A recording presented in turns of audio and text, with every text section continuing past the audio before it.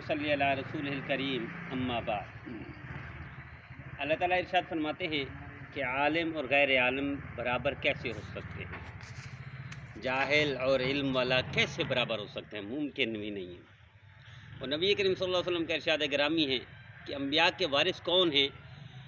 علماء ہیں۔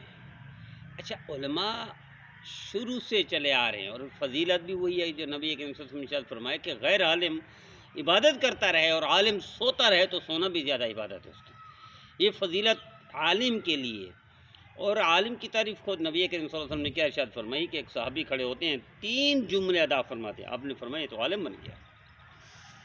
تو باقاعدہ رسمی عالم آج دنیا میں جیسے درس نظامی 8 سال کی پڑھائی جاتی ہے، یہ تو 200-250 سال ہے۔ اس سے پہلے تو ایسی یہ تھا، وہ نہیں تھی، درس نظامی تھی نہیں۔ یہ تو مولانا نظام الدین رحمۃ اللہ علیہ نے شروع کیا درس نظامی، ابھی چل رہا ہے، لیکن اس سے پہلے مسلمان درس نظامی کیے ہوئے تھے، کیا انہوں نے یہی تھا؟ نہیں، ایسا نہیں۔ تو دین کا علم اللہ جسے بھی عطا فرماتے وہ خوش قسمت ہے، وہ سعادت ہے، اور جس سے یہ سعادت نصیب۔ دیکھیے صحابہ کرام رضوان اللہ تعالیٰ اجمعین کیا کرتے تھے، اگر وہ مصروف ہوتے تھے کاشتکاری میں، کھیتی باڑی میں، دکانداری میں، تو اپنی جگہ پر روزانہ نبی کریم صلی اللہ علیہ وسلم کی خدمت میں بھیجتے تھے صحابی کو کہ ایک دن آپ سبق حاصل کریں، یعنی علم سیکھیں، حدیثیں یاد کریں، اور میں مصروف رہوں، پھر میں جاؤں گا اور آپ مصروف رہیں گے۔ یہ انہوں نے بعض صحابہ کرام نے تو باقاعدہ رات دن وقف کر دیا تھا۔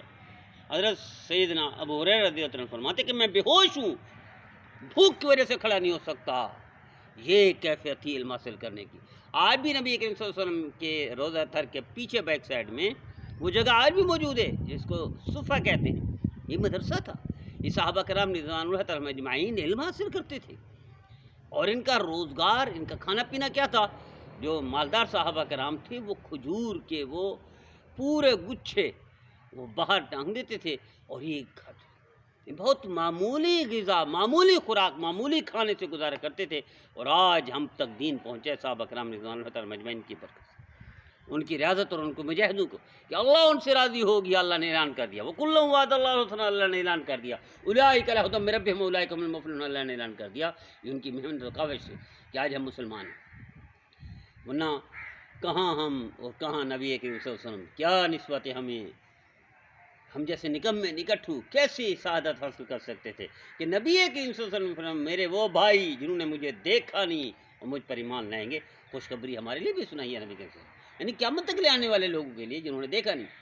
تو علماء وارث ہے نبی کریم صلی اللہ علیہ وسلم، اور وراثت میں کیا ملا ہے؟ علم ملا ہے، کردار ملا ہے، اعمال ملا ہے، سنت ملی ہے، شریعت ملی ہے، اسلام ملا ہے۔ وراثت میں کوئی پیسہ نہیں، کوئی ڈالر نہیں، کوئی درہم نہیں، کوئی پلاٹ نہیں، کوئی گاڑی نہیں، کوئی بنگلہ نہیں، کوئی مارکیٹ نہیں، کوئی کاروبار نہیں۔ وراثت میں علم ہے، کردار ہے، اعمال ہے، سنت ہے۔ اللہ یہ ہم سب کو عطا فرمائے۔ تو آج کل ہماری خوش نصیبی ہے کہ اگرچہ باقاعدہ عالم نہیں ہیں، اس میں کوئی شک نہیں، درس نظامی حاصل نہیں کیا، ڈاکٹر ذاکر نائک صاحب، اور ہمارے یہاں شور مچا ہوا پاکستان میں، یہ خوش قسمتی ہے وہ تشریف لا رہے ہیں، یہ سعادت ہے۔ ڈاکٹر ذاکر نائک صاحب دنیا میں منفرد ہے، دیکھیں پوری دنیا میں تبلیغی جماعت کام کر رہے ہیں پچھلے 100 سال سے، ابھی تک کافروں تک نہیں پہنچی، مسلمانوں کو تبلیغ کر رہی ہے۔ 100 سال سے کروڑوں لوگ ہدایت پر آ گئے، نمازی بن گئے، تہجد گزار بن گئے، راہ راست پر آ جائے، گناہوں کی زندگی چھوڑ کر فرمانبرداری کی طرف آ گئے، لیکن ابھی تک کافروں کی طرف تبلیغی جماعت نہیں جاتی، ان کو واضح تبلیغ نہیں کرتی، ان کو درس نہیں دیتی، ان کو نہیں لاتی، ان کو کلمہ۔ یہ واحد ہستی ہے جو پچھلے کئی سو سال میں مثال ہی نہیں ملتی کہ اکیلا بندہ بڑی جماعت جتنا کام کر رہا ہے، ہندو کے خلاف، یہودیوں کے خلاف، عیسائیوں کے خلاف، ان کو اسلام کی طرف لاتا ہے، اور ہمارے نادان، ہمارے کچھ لا علم جہلا، وہ ان کو اسلام سے بھی نکال رہے ہیں۔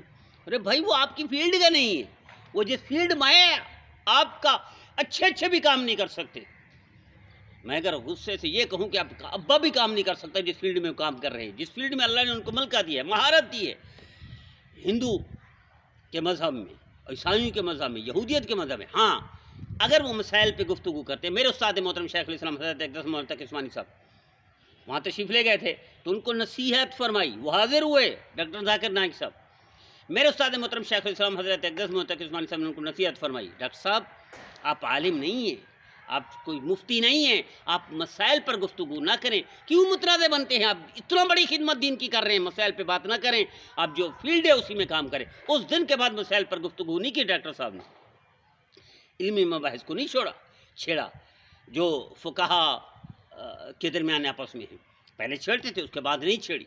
میرے استاد محترم کی نصیحت پر انہوں نے وہ خوب عمل کیا۔ تو ہماری فیلڈ کے نہیں ہے، وہ ہمارے میدان کے نہیں ہے، ہمیں کیا پڑی؟ دیکھیے امام غزالی رحمۃ اللہ علیہ نے کیا لکھا ہے، مخلص کی تعریف کیا لکھی ہے؟ فرمایا دیکھو اگر کسی عالم کو دیکھنا ہو یہ مخلص ہے تو اس کے ساتھ مسجد بنا کر دیکھو، یہ اگر چڑھتے ہیں تو سمجھو مخلص نہیں ہے، یہ استقبال کرتے تو سمجھو مخلص ہے۔ بھئی ایک ہندوستان نے نکالا، وہ ملیشیا چلے گئے، ملیشیا سے پاکستان آ رہے، خوش نصیبی ہے چند دن کے لیے۔ بھئی 70 سال سے آپ رہے پاکستان میں، آپ کو کسی نے کہا؟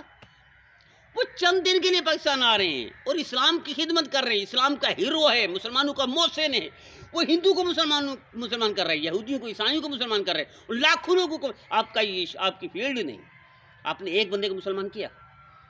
آپ کسی ایک ہندو کی کتاب کے بارے میں جانتے ہیں؟ کسی ایک یہودی یا عیسائی کی کتاب کو جانتے ہیں؟ نہیں جانتے۔ تو جو کر رہا ہے اس کا دائیں بازو بائیں بازو بن جائیں، اس کے حمایتی بن جائیں، ہمارا کام کر رہے ہیں، یہ ہمارا کام تو ہمارا کام کر رہے ہیں، آسان کر رہے ہیں، ہمارا مجھ سے نہیں، ہمیں اس کے لیے دعائیں کرنی چاہیے، اس کے ساتھ کھڑا ہونا چاہیے۔ اس کی مخالفت کیوں کر رہے ہیں بھائی؟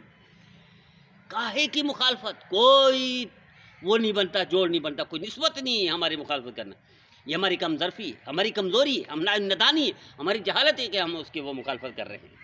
ہاں مخالفت تب کریں جب آپ کے مسائل کو چھیڑے، آپ کو رد کرے۔ وہ بھائی وہ ہندو کو رد کرتا ہے، آپ کو کیا تکلیف ہے؟ آپ ہندو ہیں۔ وہ عیسائیوں کو رد کرتا ہے، آپ عیسائی ہیں۔ وہ یہودیوں کو رد کرتا ہے کہ آپ یہودی ہیں۔ مسلمان بھی انہیں کو کرتا ہے۔ وہ محسن ہے ہمارا، وہ اسلام کی طرف کھینچ رہے اور ہم اسلام سے اس کو نکال رہے باٹے میں۔ ہمیں کسی نے اختیار دیا اس کو اسلام سے نکالنے کے؟ مسلمان کو قرآن کہتا ہے لست علیہم بمسیطر، کیا تم ٹھیکیدار ہو؟ قرآن کہتے ہیں کہ تم ٹھیکیدار ہو، لوگوں کو نکال رہے ہو اسلام سے۔ یہ ہماری ڈیوٹی کیا تھی؟ نبی کریم صلی اللہ علیہ وسلم ختم نبوت کے صدقے ہماری ڈیوٹی یہ تھی، ہم وارث تھے، ہم لوگوں کو اسلام کی طرف دعوت دیتے، ہم متاثر کرتے، ان کو کلمہ پڑھاتے۔ میرے استاد محترم مفتی اعظم پاکستان مفتی رفیع صاحب رحمۃ اللہ علیہ تشریف لے گئے امریکہ میں، واپس آئے، فرمایا ایک بندہ مجھے وہاں ملا، اس نے کہا میں کلمہ پڑھتا ہوں لیکن مسلمان نہیں کہلاؤں گا۔ میرے استاد محترم فرماتے زمین نکل گئی میرے پاؤں کے نیچے۔ میں نے پوچھا بیٹا وجہ کیا ہے، ماجرا کیا ہے؟ تو کہنے لگا امریکہ میں جتنے 2 نمبری فراڈ جھوٹ کے کام ہے سارے مسلمان کرتے ہیں، اس لیے میں کلمہ پڑھتا ہوں، اسلام حق کے سچ ہے، لیکن مسلمان نہیں کہلاؤں گا کہ مسلمان کا کردار یہ ہے۔ تو ہمارا بھی یہی ہے۔